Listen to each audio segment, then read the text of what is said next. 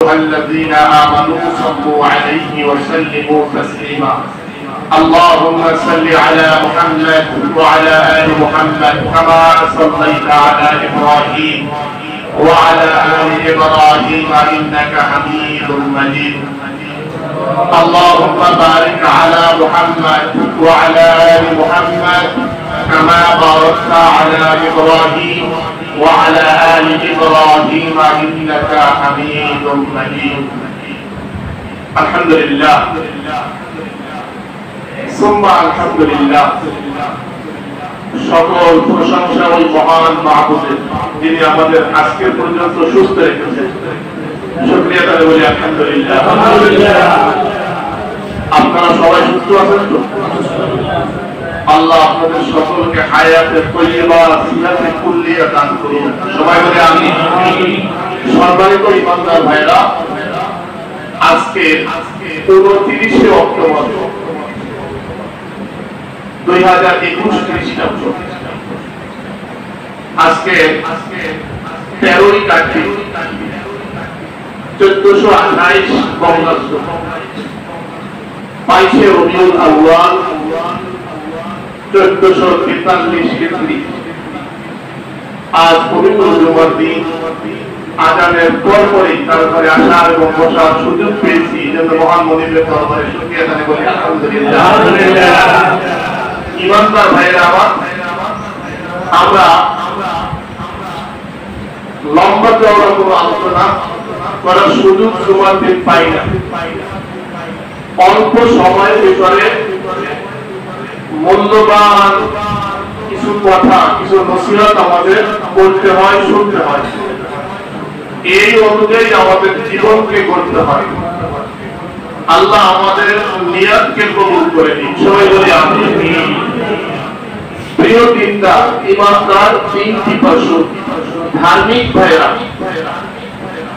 মহান মনিব যিনি আসমান এবং জমিনকে সৃষ্টি করেছেন, আপনাকে আমাকে সৃষ্টি করেছেন, গোটা মাখলুক সৃষ্টি করেছেন, ওই আল্লাহ রাব্বুল আলামিন আমাদেরকে দয়া করে, মায়া করে, ভালোবেসে মহান গ্রন্থখানা দান করেছেন। এজন্য শুকরিয়া করে বলি আলহামদুলিল্লাহ।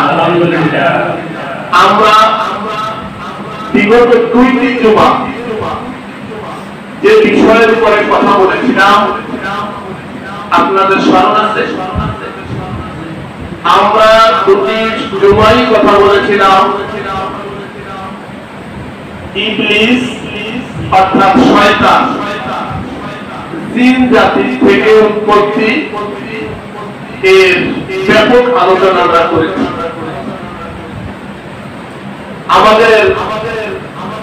আমরা কি অস্বীকার করতে পারবো যে শয়তান নেই? শয়তান তো আছে না?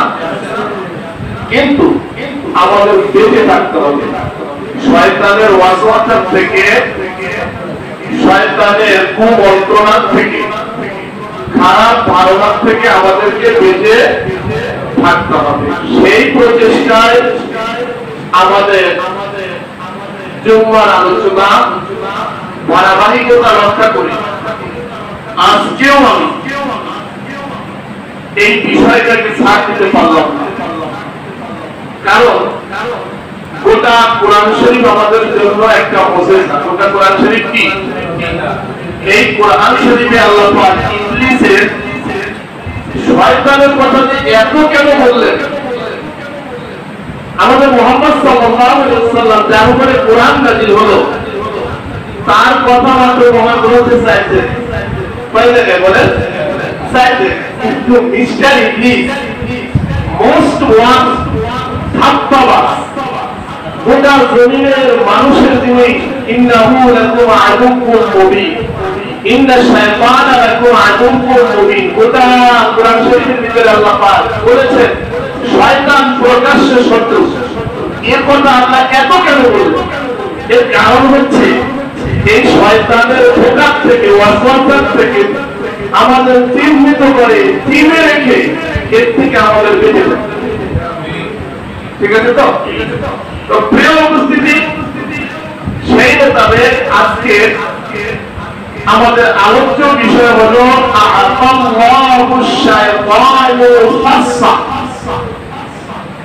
অর্থাৎ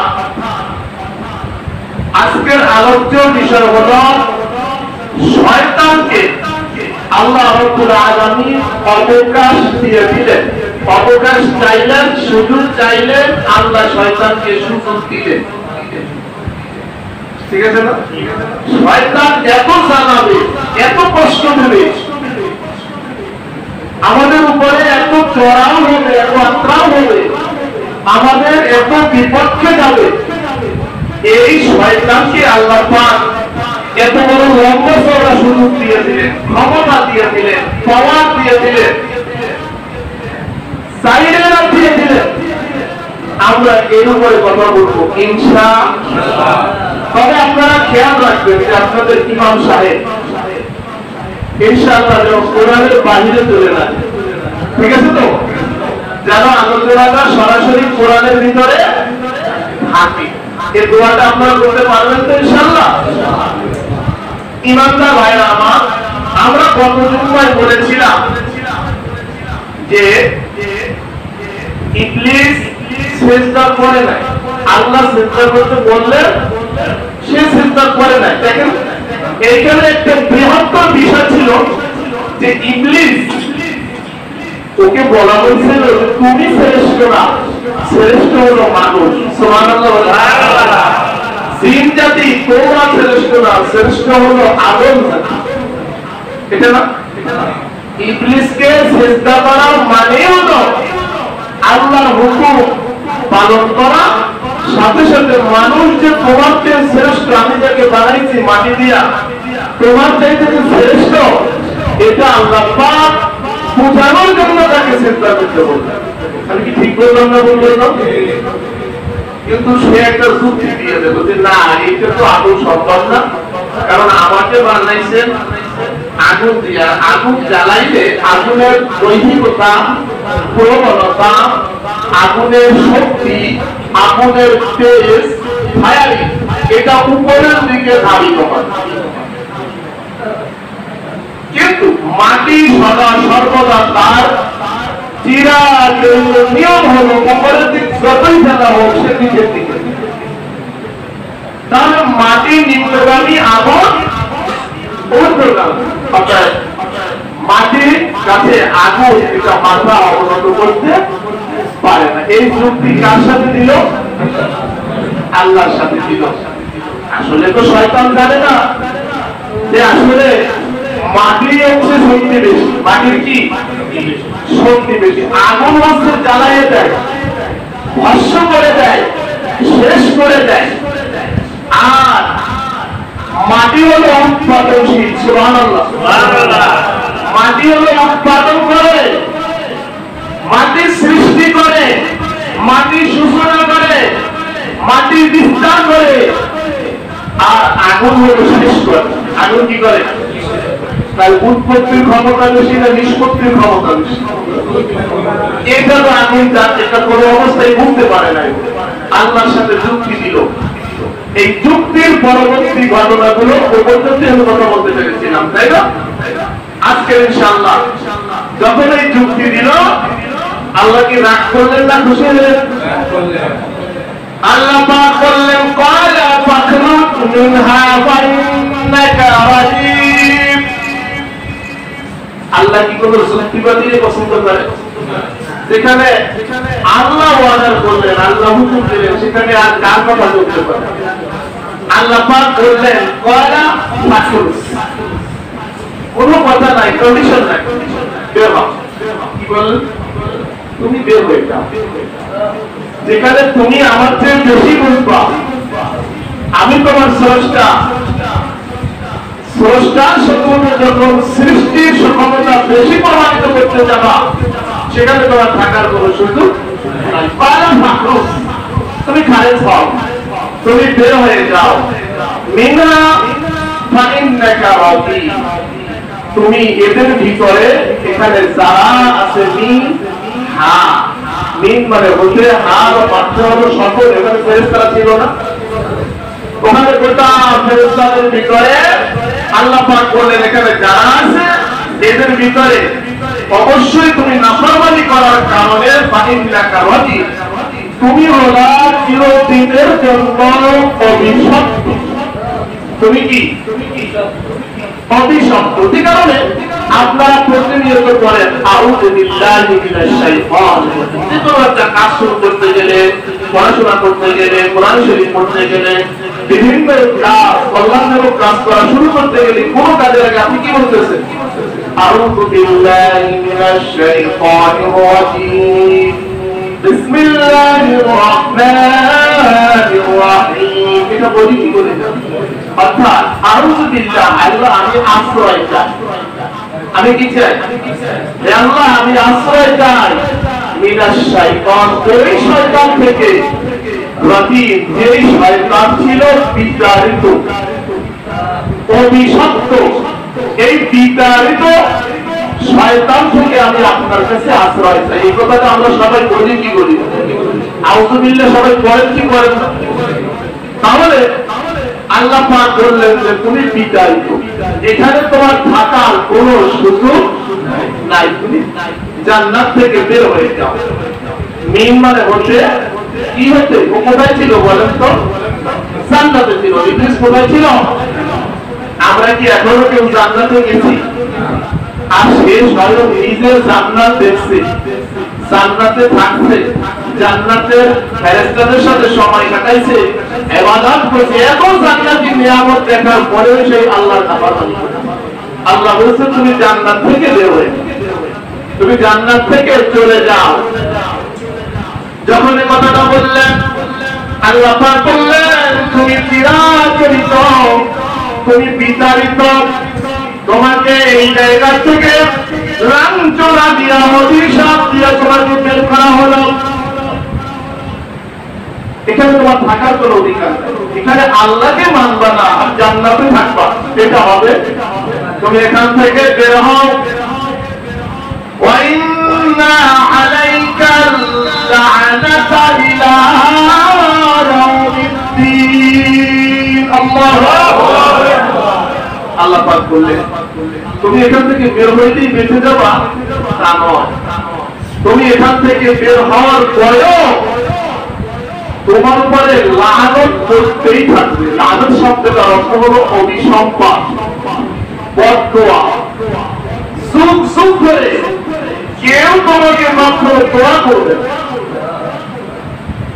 আচ্ছা দেখেন, শয়তানের দলের যে মানুষগুলো আছে এরাও শয়তানকে সাপোর্ট দেয়,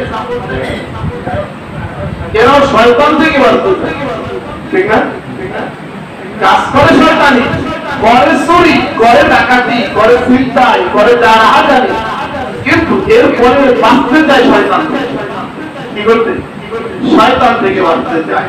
আল্লাহ পাক বললেন তোমাকে জান্নাত থেকে বের করে দিলাম, তবে কথা শুনে রাখো, তুমি যে অন্যায় করেছো, আদমের শ্রেষ্ঠত্বকে তুমি প্রমাণ করলে না, আমার হুকুমটাকে তুমি মানলে না, এই কারণে আমি তোমার উপরে অভিসম্পাদ করলাম। আর এটা চলতে থাকবে ইলা ইয়াউমিদ্দিন। ইলা মানে দিকে, ইয়াউম মানে দিন, ইয়াউম মানে সময়, আর দিন হচ্ছে ওই দিন কিয়ামতের দিন, বিচারের মাঠ পর্যন্ত, বিচারের সময় পর্যন্ত। এর ভিতরে তোমার কোনো দোয়া হবে না, তোমার জন্য কোনো সাপোর্ট হবে না, তোমার জন্য কোনো সুপারিশ হবে না, কেউ তোমার জন্য ভালো কিছু হবে না, সব তোমার উপরে আসবে শুরু অভিশাপ।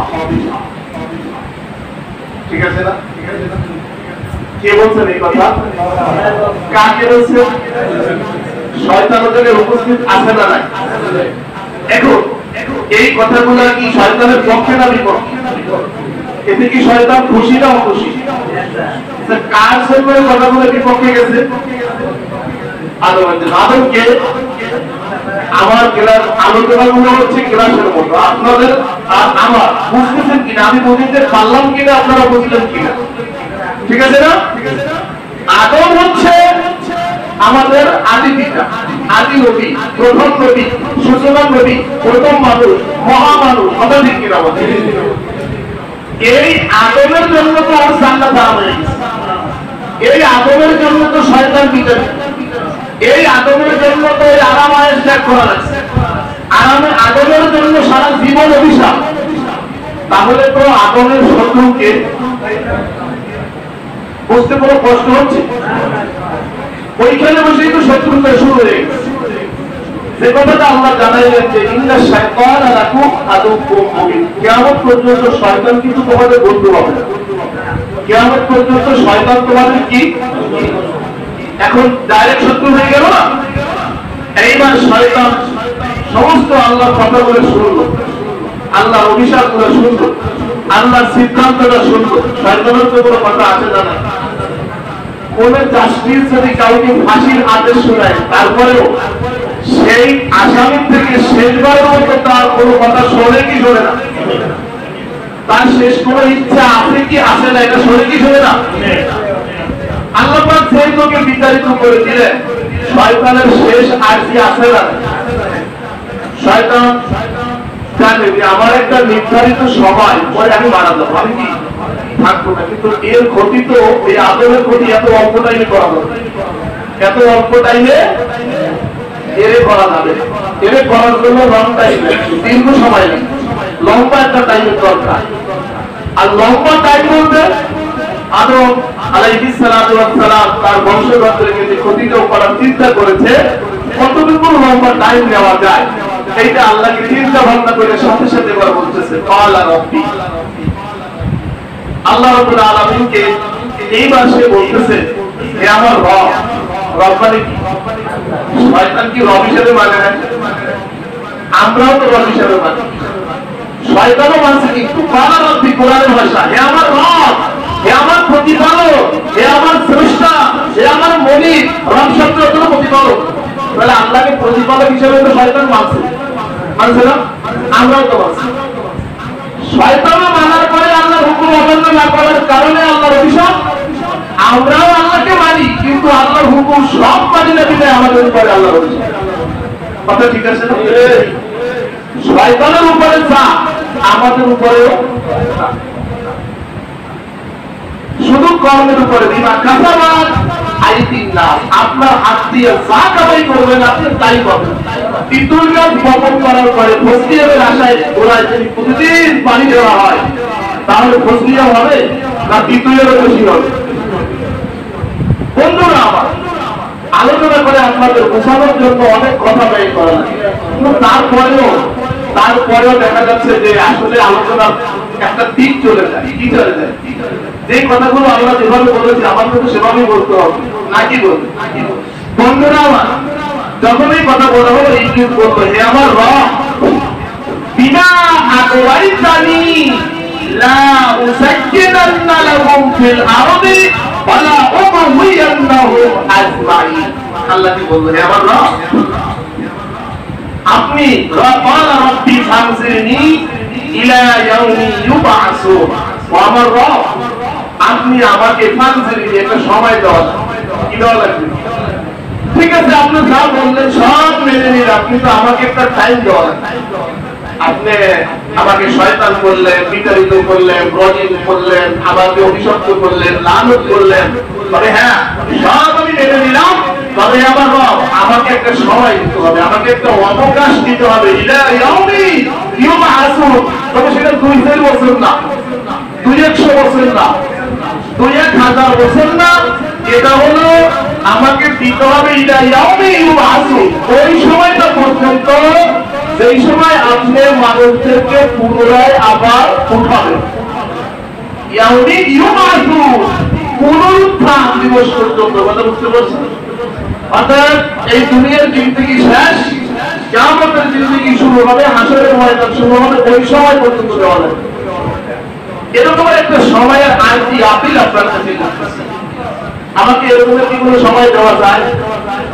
কে চাইছে সময়? কোরআন শরীফে কোনো মিথ্যে কথা আছে? সন্দেহ আছে? এটা তো সুসরাই আল্লাহ বলে দিয়েছেন লা রাইবা ফি, কোনো সন্দেহ। যখন সেই কথা বলল, আল্লাহ পাক বললেন ক্বালা ফাইন্নাকা মিনাল মুনজারিন।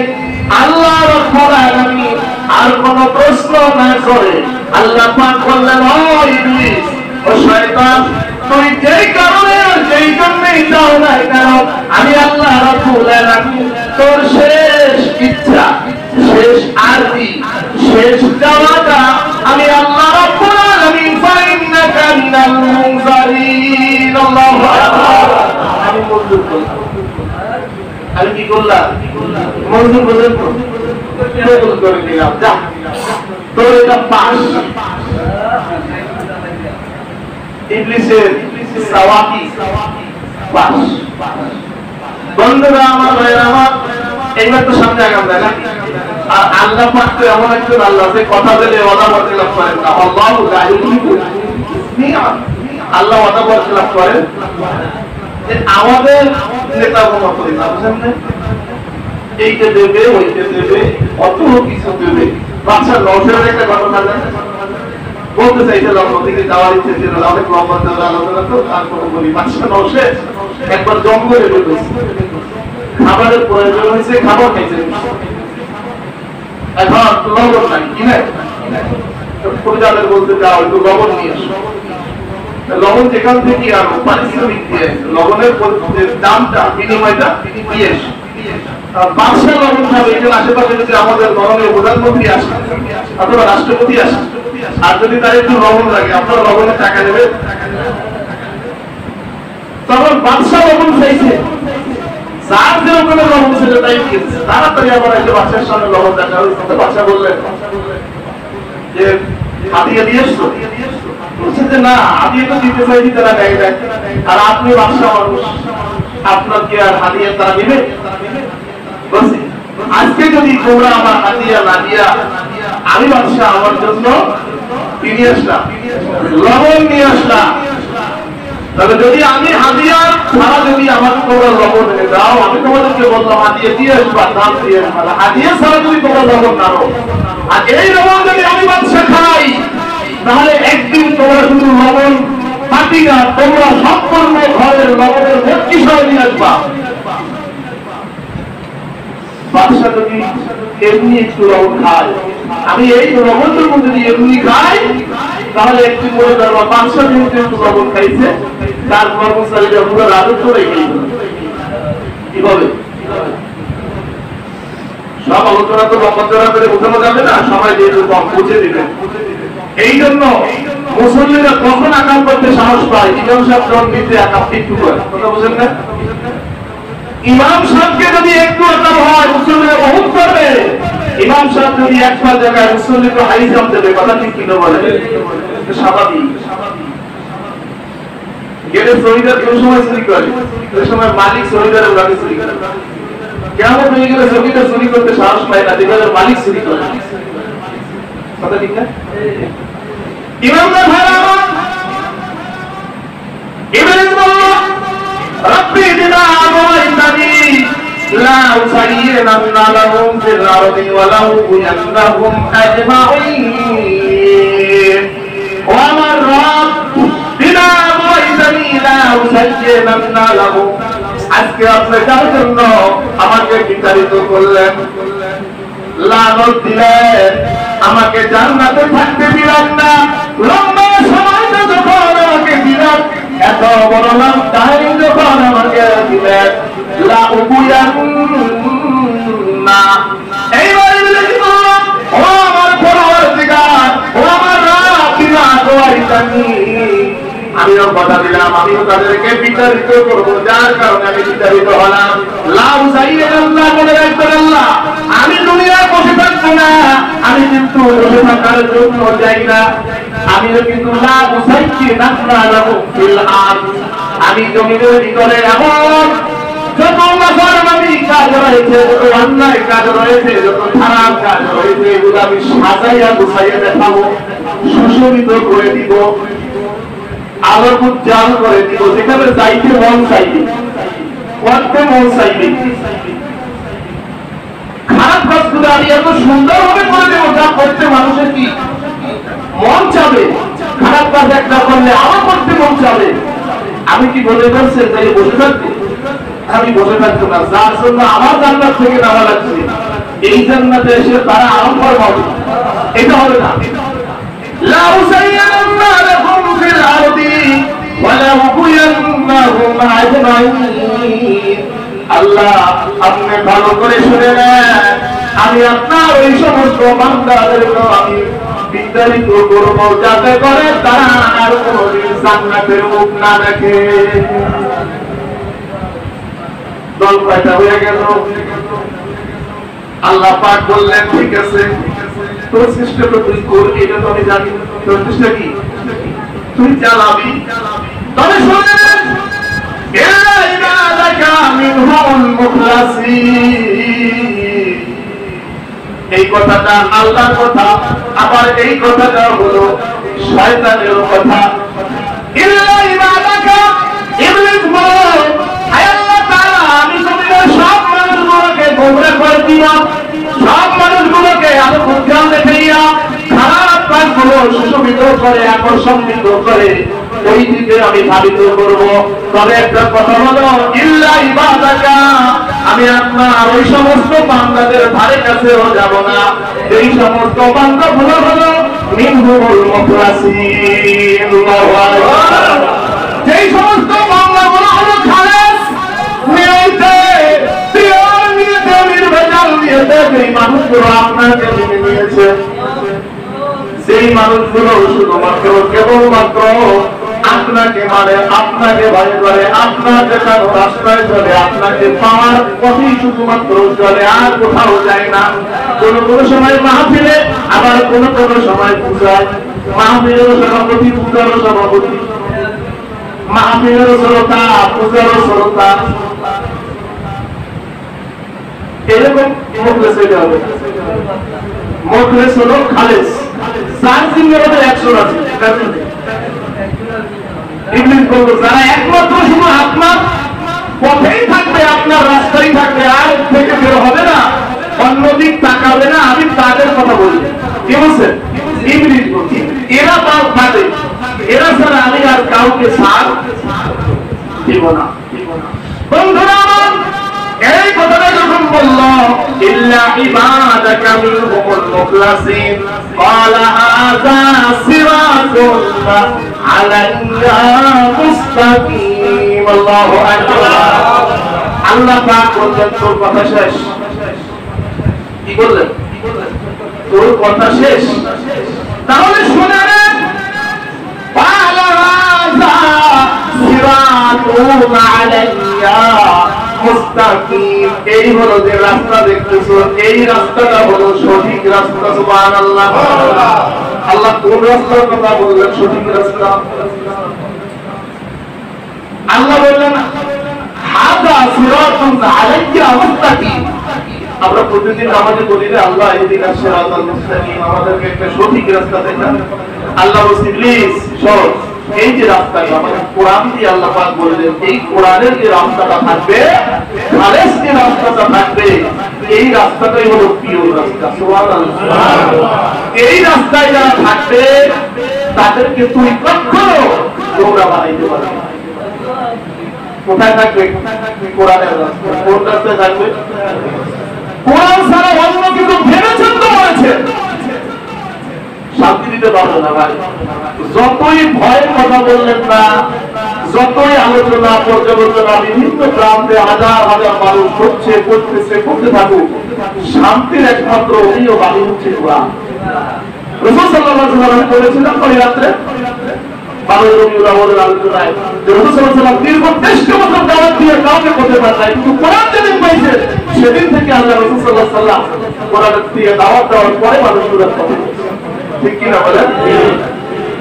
আল্লাহ বললেন এটাই হলো সঠিক রাস্তা। এটা কি? এই রাস্তায় যদি কেউ থাকে তাহলে মনে রেখো আলাইয়া মুস্তাকিম, সে আবার নির্ধারিত স্থান পর্যন্ত পৌঁছাইতে সক্ষম হবে। সুবহানাল্লাহ।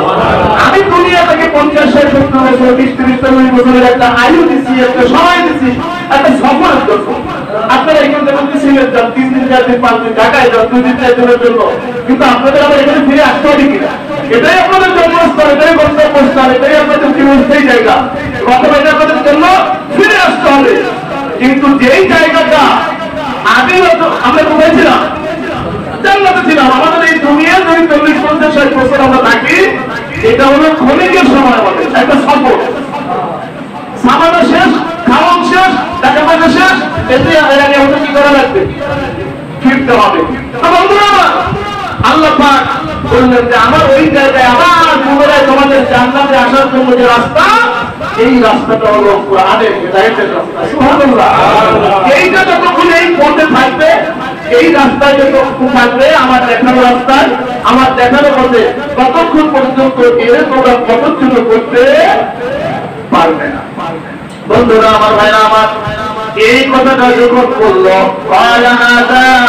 সিরাতুন আলাইয়া মুস্তাকিম ইন্না ইবাদি লাইসা লাকা আলাইহিম সুলতানুন ইল্লা মান ইত্তাবা'আকা মিনাল গাওয়িন। আল্লাহ বললেন শুনুন, একমাত্র আমার এই দেখানো রাস্তা থেকে, এই দেখানো পথ থেকে, এই কোরআনের পথ, কোরআনের পথ, কোরআনের নীতি ছাড়া অন্য কোন নীতি বাস্তবায়ন করে যদি কেউ ওই নীতিতে, ওই চর্চায়, ওই পথে, ওই ধারায়, ওই মতে যদি কেউ ঢুকতে চায়, তাহলে মনে রাখ ওই পথে যারা যাবে তাদের কথা হলো ভিন্ন। এছাড়া যদি আর কেউ আমার খারাপ পথে থাকে, আমি আল্লাহ পাক বললাম তাকে আমি ইবাদত করব। সুবহানাল্লাহ। আর এই রাস্তা ছেড়ে, এই সঠিক রাস্তা ছেড়ে যদি কেউ তোর রাস্তা ধরে, এই রাস্তা ছেড়ে যদি কেউ তোর রাস্তা ধরে, তাহলে তার জিম্মাটা আমি না, ওটা দায়িত্ব তো। ওটা কি? আল্লাহ পাক বললেন এমনটা যদি কেউ করে তাহলে সুলতান, সেইখানে আমার কোনো ক্ষমতা চলবে না। আর আমার রাস্তা থাকলে সেখানে তোর কোনো ক্ষমতা চলবে না। বাংলা কথা পারবে? সূরাটার নাম সূরা হেজর। আমি 34 নম্বর আয়াত থেকে বলছি। কত আয়াত থেকে? 34 নম্বর আয়াত থেকে। আল্লাহ বলছে আমার বান্দা যদি আমার রাস্তায় থাকে, আমার পথে থাকে, কিন্তু আমার রাস্তা ছেড়ে অন্য রাস্তা ধরে যদি মনে করে ওই রাস্তায় শান্তি, ওই রাস্তায় সুখ, সেইখানে আমার কোনো সুলতানের কোনো ক্ষমতা নেই। আর আমার বান্দারা যখন আমার দেখানো পথে, আমার পথে যখন মুখলে সে ঢুকবে, সেখানে তোর কোনো ক্ষমতা নেই। কথা বুঝতে পারলাম? এরপরে শুনে নে, আল্লাহ পাক বললেন ইন্না জাহান্নামা লামাউইদুহুম আজমাইন ওয়া ইন্না লামাউইদুহুম। এরপরে যারা তোর রাস্তা ধরবে, তোর পথ যারা অনুসরণ করবে, তোর দেখানো পথে, তোর দেখানো পথে যারা হাঁটবে, এদের শেষ পরিণতি করে শুনে নে ও ইবলিস, এদের তুই সহ এদের সকলের তোর দলে যারা আসবে, সমস্ত মানুষগুলোর কথা তুই শুনে নে, এদের শেষ পরিণতি হলো ইন্না জাহান্নাম। আল্লাহু আকবার। তোর পথে যারা যাবে এদের চূড়ান্ত পরিণতি হলো জাহান্নাম। চূড়ান্ত পরিণতি কি? জাহান্নাম। এতে সন্দেহ আছে কোনো? আল্লাহ বললেন আমার বান্দাকে ফাকানা আলাইনা নাসরুল মুমিনিন, মুমিনদের সাহায্য করব, এটা আমার হক, এটা আমার দায়িত্ব। সে যে প্রান্তে বসে আমি তাকে সাহায্য করব, কিন্তু তোর পথে গেলে আমার সেখানে কোনো দায়িত্ব থাকবে না। আর তোর পথে যারা যাবে দুনিয়ার একটা ক্ষণিকের সময় সে কাটাইয়ে আসবে, আসার পরে তার জন্য নির্ধারণ করা আছে জাহান্নাম। وإن جهنم لموعدهم أجمعين لها 7 أبواب। আর এর সঙ্গে জাহান্নামে ঢোকার জন্য দরজা হইল 7টা, দরজা কয়টা? আবার কেউ বলেছেন জাহান্নাম যেহেতু 7টা, 7টা জাহান্নামের ভিতরে 7 ধরনের ব্যক্তিরা ঢোকে। এটা আজকে শুধু থাকবো বলতে পারলাম না, কিন্তু ইবলিসের পথে হাঁটলে, শয়তানের পথে হাঁটলে, শয়তানের কাছে, শয়তান আল্লাহর কাছে একটা দোয়া করছে, অনেকে যুক্তি দেয় যে শয়তান যদি আল্লাহ মোটেও ভালো না পাইতো তো দোয়া করছে, আর দোয়া কবুল হয়ে গেছে। আল্লাহ কিছু না কিছু খুশি আছে শয়তানের উপরে। এই যে দুনিয়ার এখন তারা নাফরমানি করার পরেও এইটাকে পরিবর্তন, শুধু পরিবর্তন কথা না বললেই হয়। এই বদমাইশ আগে যা ছেলে এর ধরার পরে, এখন ধরার পরে, এখন যা করলে এখনো মানুষ করে, কোন জারজ সন্তানরাও করে না। আল্লাহ আমি আল্লাহর কসম করব, জারজের ভিতরে হাঁটা যাচ্ছে। একটা মহিলা যদি একটা সাদা লুঙ্গি করে কাঁচা দেয় সাথে সাথে পুরুষের সামনে, এটা কি মানুষ হবে না? এটা মানুষ নয়, কাঁচা দিয়া। আমি কি মিথ্যা বলছি দেখি? এই যে ওর জন্মদিন পালন করছে, ও কি মানুষ? ওর জন্য আমরা হেদায়েত চাই, ওর জন্য হেদায়েত চাই। ও তো একা শেষ হচ্ছে না, গোটা যুবক জাতির ধ্বংস করতেছে। ও কথা ঠিক কিনা বলে? এই সরকার বিমান দেখা এই জন্য আবার আমি এই জন্য ওর পক্ষে উকিল আপিল করতে যে অত অন্যায় করে নাই, মজার করে প্রথম কাজ ছেলে মাত্র একটু ঘরের শোভা রাখার জন্য, শোভা দেখার জন্য, একটু সিনারি রাখার জন্য, ওদের কোনো মত ছেলে না, ওটা খালি করে রাখবো ছেলে না, বুঝলেন না? এই বদমাইশকে ছাড়ার পরে ওই উপযুক্ত বিচার হয় নাই দিলে ওই এই ধরনের অপরাধ করতে বিপ্লব আর সাহস।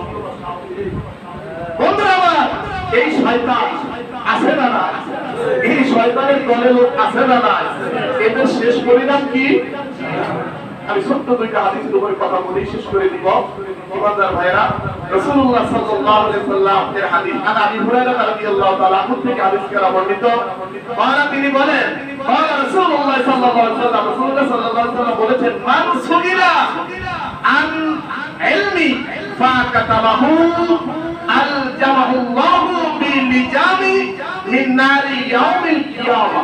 রাসূলুল্লাহ সাল্লাল্লাহু আলাইহি ওয়াসাল্লাম বলেছেন, আমি হাদিসটা আবু দাউদ শরীফে 3658 নম্বর হাদিসে বর্ণনা করেছেন। আবু দাউদ শরীফে হাদিসটা সহিহ আছে। রাসূলুল্লাহ সাল্লাল্লাহু আলাইহি ওয়াসাল্লাম বলেছেন, আবু হুরায়রা রাদিয়াল্লাহু তাআলা থেকে হাদিসটা বর্ণিত।